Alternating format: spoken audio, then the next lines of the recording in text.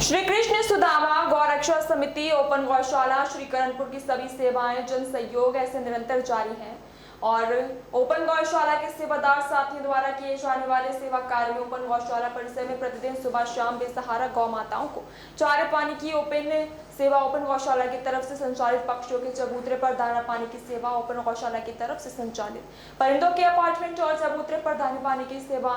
इन सेवाओं के अलावा सामाजिक क्षेत्र में भी ओपन गौशाला द्वारा समय समय पर समाज सेवा के कार्यों में भागीदारी। ये सभी सेवाएं आप सबके आशीर्वाद से ही जारी हैं। भविष्य में आप सबके आशीर्वाद और सहयोग से विस्तार होगा और यही आशा है, उम्मीद है। इसी के साथ ओपन गौशाला की समस्त कार्यकारिणी टीम व सेवादार साथियों का कोटि कोटि आभार और तन मन धन से सेवा कार्य में लगे हुए उनका धन्यवाद दिया है। नमस्कार, आप देख रहे हैं भारत नेशन न्यूज। इस समय हम पहुंचे हैं श्रीकरणपुर के अंदर। जहर से मुक्ति का एक आंदोलन छिड़ा हुआ है, यानी कि पंजाब से जो नहरी पानी पीने युक्त आ रहे हैं उसके अंदर जहरीला पानी का लगातार आना चल रहा है। जैसे कि अपने लुधियाना हुआ, अपने रास्ते में कई ऐसे स्टेशन हैं जहां से जहरीले केमिकल पानी नहर में छोड़ा जा रहा है और वो जहर वाला पानी युक्त जो कि गंगा नहर से हमारे करणपुर क्षेत्र, ऐसी नगर यानी पूरे ज़िले को मिल रहा है पीने के लिए। उसी पर हमारे साथ इस समय मौजूद हैं किसान साथी, आंदोलनकारी और अध्यक्ष लोग। सभी से बात करते हैं अपने एक एक करके और जानते हैं भाई ये इसका क्या मकसद है आप लोगों का और ये मुक्ति कब तक हमें मिलेगी। तो आइए सबसे पहले हम मान साहब से जानते हैं। मान साहब, आप लोगों ने ये बहुत ही अच्छा मुहिम छेड़ा हुआ है, तो सर्वप्रथम आप अपना नाम बताएं और पद बताएं, उसके बाद हमें समस्या के बारे में बताएं। मेरा नाम मनिंदर सिंह मान है और हमारा उद्देश्य है गंगानगर ज़िले की सभी समस्याओं को लेकर लड़ना, खास करके किसानों की समस्याओं के लिए लड़ना। पर जो ये पानी का मसला है ये सिर्फ किसानों का नहीं, ये गंगानगर नहीं पूरे राजस्थान के 8 जिलों की समस्या है। 8 जिलों के लोग ये गंदा पानी पी रहे हैं और बीमार हो रहे हैं। इस पानी को, गंदे पानी को साफ पानी से दूर रखा जाए, ये लड़ाई हम लड़ रहे हैं और सभी मिलकर लड़ रहे हैं। तो जैसे कि आपने मान साहब का सुना, अब हमारे साथ किसान नेता मौजूद हैं, तो उनसे भी बात करते हैं, उनसे जानते हैं भी इनका क्या कहना है और क्या ये उस लड़ाई में अपनी भागीदारी दे रहे हैं। सर पहले तो अपना नाम बताएं, फिर हमें बताएं। गुरचरण सिंह मौड़, अखिल भारतीय किसान सभा से हूँ। दरअसल ये है कि इस देश के अंदर विकास के नाम से जिस तरीके से देश के स्वास्थ्य को बर्बाद किया जा रहा है, जिस तरीके से लोगों की ज़िंदगी के से खिलवाड़ किया जा रहा है, हमारी लड़ाई उसके ख़िलाफ़ है। देश का विकास होना चाहिए लेकिन लोगों की ज़िंदगी के एवज में उस विकास का कोई मीनिंग नहीं। आज पूरे लुधियाने का गंदा नाला पूरी तरह से जो बूढ़े दरिया में डाल के हमारे जो पानी आ रहा है, हरी के पतन तक जो पानी आ रहा है वहाँ से सतलुज दरिया के अंदर, वो सारे का सारा या तो जलंधर की इंडस्ट्री का केमिकल पानी है या लुधियाना का गंदा नाला है। ऐसी स्थिति में इतने गंदे पानी को पीना मानव वध के बराबर है। जिस तरीके से हमारे सिर्फ गंगानगर नहीं, गंगानगर, हनुमानगढ़, आगे अनूपगढ़, बीकानेर, बाड़मेर तक जो पानी ये जा रहा है आजकल, तो जोधपुर और चूरू के अंदर भी ये पानी जाने लग गया। वो सारा पानी एक जहर है जो इस पूरे इलाके में बड़े स्तर पे अंदर हेपेटाइटिस और कैंसर को फैला रहा है, जिससे हज़ारों की संख्या में हर साल लोग मारे जाते हैं और आने वाले दिनों में ये संख्या बहुत बड़ी हो जाएगी। ऐसी स्थिति में ये जो देश के विकास के नाम से अंधाधुंध इंडस्ट्री का नहीं, अंधाधुंध गैर कानूनी तौर से पूरे कोर्ट के आदेशों को दरकिनार करते हुए, देश के कानूनों को दरकिनार करते हुए जिस तरीके से इंडस्ट्री को प्रोत्साहित किया जा रहा है वो बिल्कुल गलत है। लोगों की ज़िंदगी के स्तर पे ऐसा विकास हमें नहीं चाहिए। विकास नियम से होना चाहिए, कायदे से होना चाहिए। लोगों की ज़िंदगी के साथ खेल करनी, इसी के खिलाफ हमारी लड़ाई है और इसी लड़ाई को हम ये लड़ाई आगे बढ़ा रहे हैं। बहुत बढ़िया जी, बहुत बढ़िया, आप इस लड़ाई को आगे बढ़ा रहे हैं। अब हमारे साथ युवा नेता मुकेश मोहनपुरिया जी हैं, इनसे जानेंगे कि इन्होंने शहरवासियों के लिए भी निरंतर आगे, युवा जो हमारे छात्र नेता हैं उनके लिए भी आगे बढ़ चढ़ कर भाग लेते हैं। आपका क्या कहना है इस पर मुद्दे के ऊपर? देखिए, जहर से मुक्ति आंदोलन जी, इस ज़िले की जो 2 प्रमुख समस्याएं आज पूरे जनमानस के सामने बनी हुई है।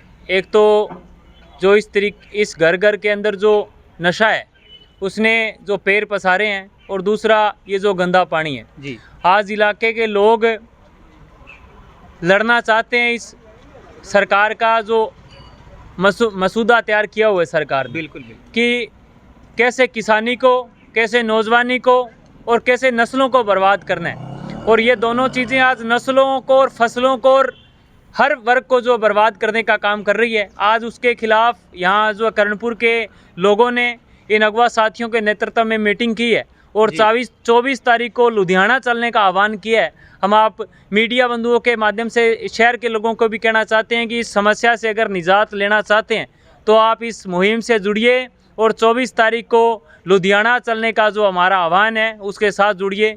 बहुत बहुत धन्यवाद। बहुत बहुत धन्यवाद। जैसे कि आपने देखा हमारे साथ सभी जहर मुक्ति अभियान के सदस्य मौजूद थे। अब वापस स्टूडियो चलते हैं। स्वराज काट दे।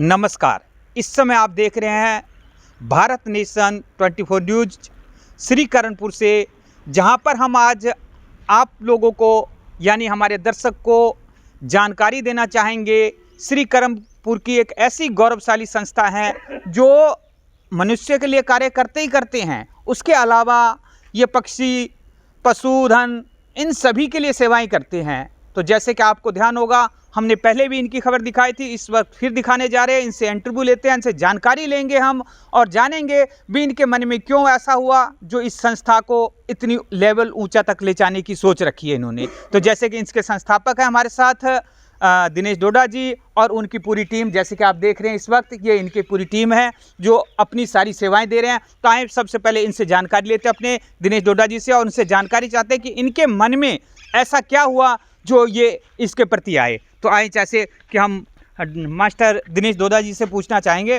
डोडा साहब, आपको ये जो आप संस्थाएं चला रखी है, जो सेवाएं कर रहे हैं आपको ये क्या मन में आया और क्यों आया कि भाई ऐसे करना चाहिए अपने को, और क्या सेवाएं चल रही है? अपने श्री करणपुर में जैसा कि आपको विदित है, श्री कृष्ण सुदामा गौरक्षा समिति ओपन गौशाला श्री करणपुर के नाम से संस्था संचालित है, जिसमें बेसहारा जीवों, गौमाता, पक्षियों व अन्य जीवों की सेवा की जाती है, उनका इलाज करवाया जाता है, चिकित्सा करवाई जाती है। इसी के तहत लगभग 2 साल पहले करणपुर में तूफ़ानी बारिश आई थी, जिसमें वाटर वर्क्स प्रांगण में काफ़ी कबूतर दीवारों से टकराकर मर गए थे। तो उन्हें देखकर हमारा मन काफ़ी विचलित हुआ। तो हमने एक ऐसा कोई इनके लिए घर बनाने का सोचा जिसमें ये सुरक्षित रह सके और आगे इनकी संख्या में बढ़ोतरी हो सके, ताकि पर्यावरण भी सुरक्षित रहे, साफ़ रहे। तो इसी के तहत हमारे संरक्षक श्री रामकृष्ण सिंह बराड़ जी ने गंगानगर में ऐसा एक छोटा प्रोजेक्ट देखा और मुझे सलाह दी कि अपने को भी ऐसा एक टावर यहाँ पर बनाना चाहिए। तो हमने इसकी जन सहयोग से पैसा इकट्ठा कर शुरुआत की और आज आपके सामने परिंदों के अपार्टमेंट नामक ये टावर हमारे करणपुर में तैयार है, जिसमें हज़ारों पक्षी अपना निवास करते हैं जी। और साथ में ये एक चौगा स्थल और स्विमिंग पूल बनाया गया है ताकि उनके दाने पानी की व्यवस्था भी हो सके। तो जैसे कि इस वक्त आप देख रहे हैं ये इन्होंने पक्षियों के लिए टावर तैयार किया हुआ है।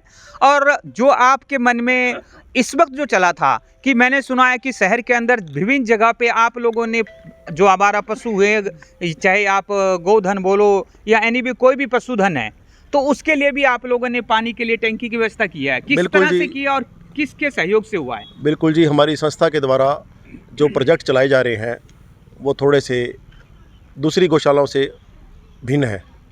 जैसा कि करणपुर शहर में जितना भी बेसहारा गौवंश व अन्य जीव घूम रहे हैं जिनका कोई सहारा नहीं है, उनकी प्यास बुझाने के लिए भीषण गर्मी में हमने लगभग करणपुर शहर में और बाहर के रास्तों पर 80 टंकियों का निर्माण किया है, जिसकी साफ़ सफाई और पानी भरने की प्रक्रिया हमारी संस्था के द्वारा की जाती है, ताकि कोई भी बेसहारा जीव गौवंश प्यासा ना रहे जी।